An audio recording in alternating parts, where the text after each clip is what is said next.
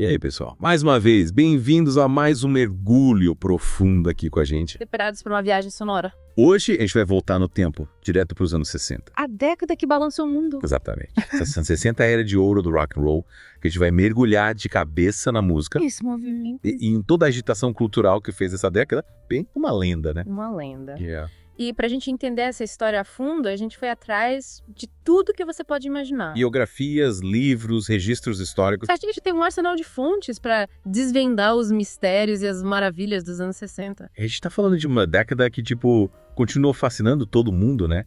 É incrível como os anos 60 meio que exercem o mesmo fascínio que, sei lá, a Segunda Guerra Mundial. É verdade, a gente não para de revisitar, analisar, tentar entender. E tanta gente querendo reviver essa época. É. Mas será que a gente não acaba, romantizando demais os anos 60? Acho que é natural, né? A gente olha pra trás e vê aqueles protestos, a liberdade, a música, e acaba criando uma imagem meio idealizada. É tipo uma explosão espontânea de rebeldia, né? Mas, na real, as coisas não são tão simples assim. Exatamente. É importante a gente lembrar que toda essa energia dos anos 60 não surgiu do nada. Teve todo um contexto histórico, né? Sim, ascensão do rock, Guerra Fria, movimentos pelos direitos civis, tudo isso influenciou a forma como as pessoas se comportavam e pensavam. E no meio disso tudo, o rock and roll surge como um grito de liberdade, né? Era a trilha sonora da juventude, da rebeldia, da vontade de mudar o mundo. A música foi evoluindo junto com a década, né? Começou com o rock and roll dos anos 50, aquele ritmo contagiante que colocava todo mundo pra dançar. E aí, nos anos 60, as coisas ficaram mais complexas. As letras mais profundas, os arranjos mais elaborados. E aí os britânicos invadiram a cena. A invasão britânica, os Beatles, os Rolling Stones, eles deram uma nova cara pro rock. E essa mistura de influências musicais, junto com as mudanças sociais e políticas, criou um caldeirão cultural efervescente. Era como se tudo estivesse em transformação. E falando em transformação, não tem como a gente falar dos anos 60 sem falar de Bob Dylan. Ah, o Bob Dylan. O cara que dividiu o mundo folk com sua guitarra elétrica. Ele era o queridinho da galera folk, com suas letras de protesto e seu violão. Mas aí, em 1965, no Festival Folk de Newport, ele simplesmente Plugou a guitarra. e causa um alvoroço. Teve gente que amou, teve gente que odiou. Acusaram ele de trair o movimento folk, mas para ele era uma evolução natural. Ele queria experimentar, romper barreiras. E foi nessa busca por novos sons que ele criou uma das músicas mais icônicas de todos os tempos. Like a Rolling Stone. Uma obra-prima. A letra, a melodia, tudo nessa música é simplesmente genial. E você sabia que a gravação de Like a Rolling Stone também tem uma história curiosa? Ah, eu adoro essas histórias de bastidores. Me conta. Parece que um jovem músico chamado Al Cooper estava lá no estúdio só observando a gravação. Cooper. Não me lembro desse nome. Ele não era famoso nem nada. Ih. Mas ele estava lá acompanhando tudo de perto. E aí, quando a banda estava pronta para gravar a parte do órgão... Ele se meteu no meio. Né? Ele, se aproximou do produtor e disse: eu toco o órgão, posso tentar? Que cara de pau. Pois é. Mas o Dylan não topou. E o resto, como dizem, é história. O som do órgão do Cooper se tornou uma das marcas registradas de Like a Rolling Stone. Olha só.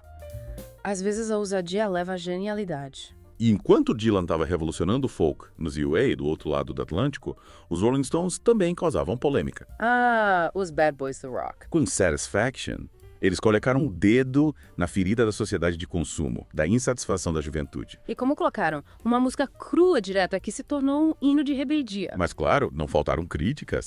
Teve gente que achou que a música era plágio, que copiava o som da Motown. A Motown, aquela gravadora soul e R&B. Isso. Parece que o Keith Richards, o guitarrista dos Stones, ficou bem preocupado com essa acusação.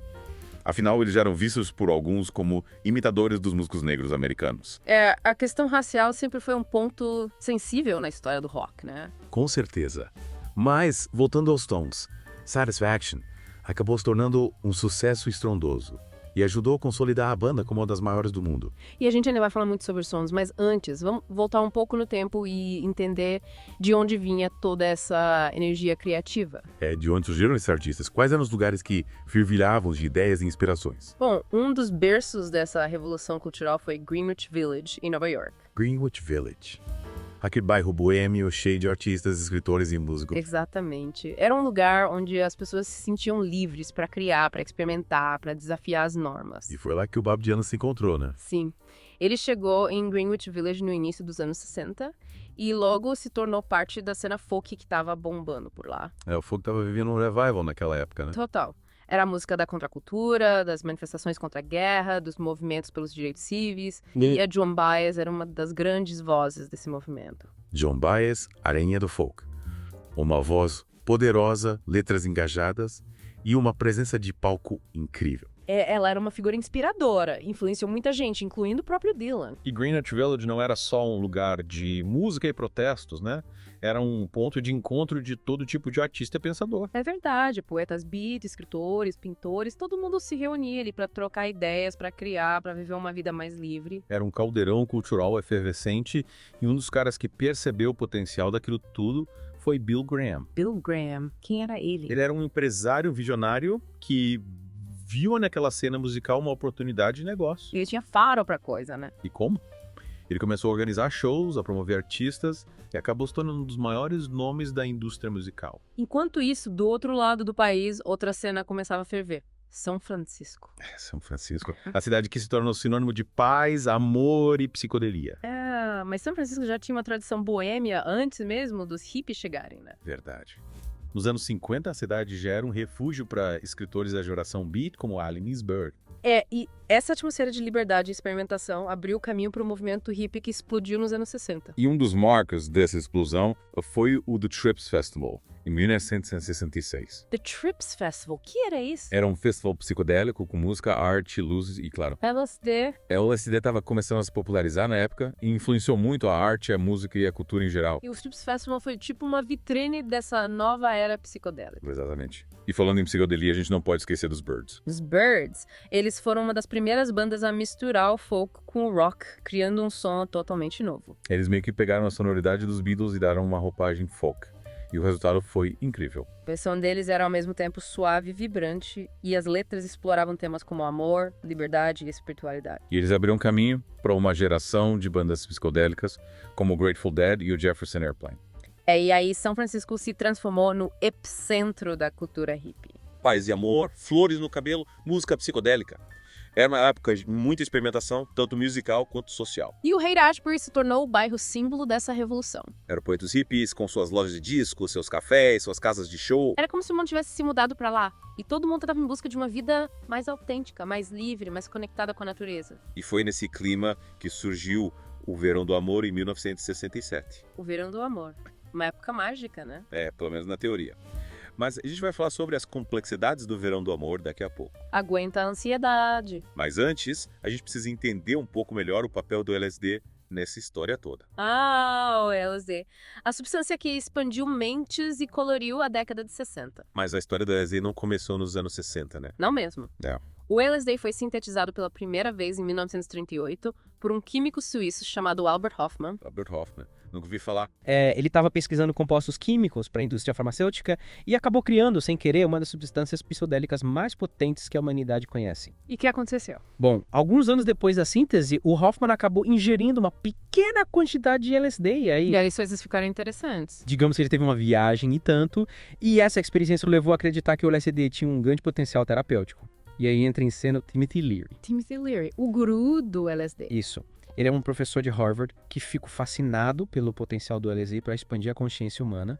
E ele não media palavras para defender o uso da substância. Ele acabou sendo demitido de Harvard por causa disso. Mas ele não se deixou abalar. Ele continuou a pregar o evangelho do LSD e se tornou um ícone da contracultura. E a frase dele, turn on, tune in, drop out, virou mantra para toda uma geração. E enquanto Leary pregava a expansão da consciência, outro personagem fundamental entrava em cena. Owsley Stanley, o Bear. O Bear, o cara que inundou a cena de São Francisco com LSD de alta qualidade.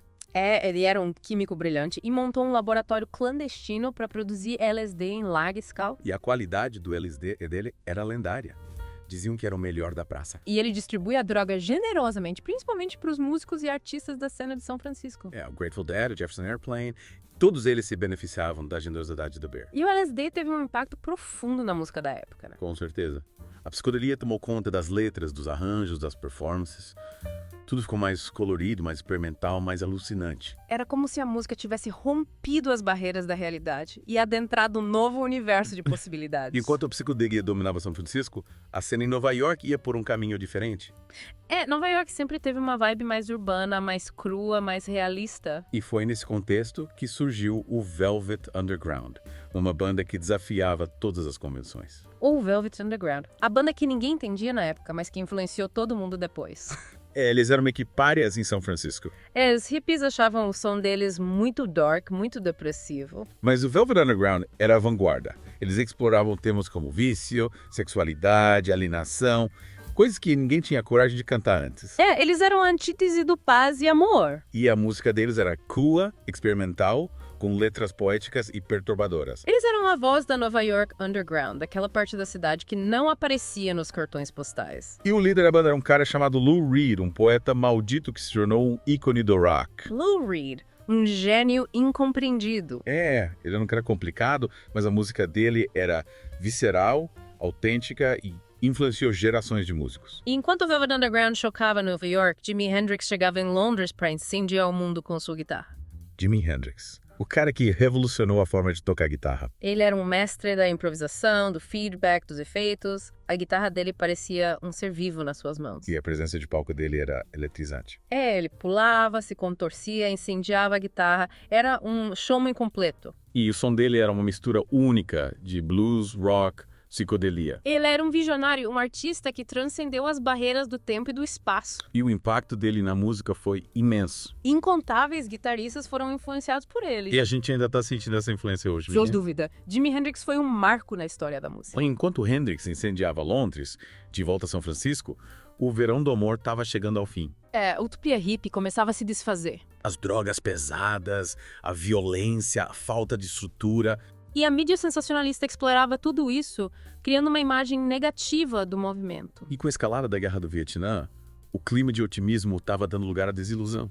A realidade estava batendo na porta. Mas a gente ainda vai falar mais sobre o fim do verão do amor na próxima parte do nosso mergulho. Ainda tem muita história para contar. E a gente vai continuar explorando as trilhas sonoras e as reviravoltas dessa década que mudou o mundo. Fiquem ligados.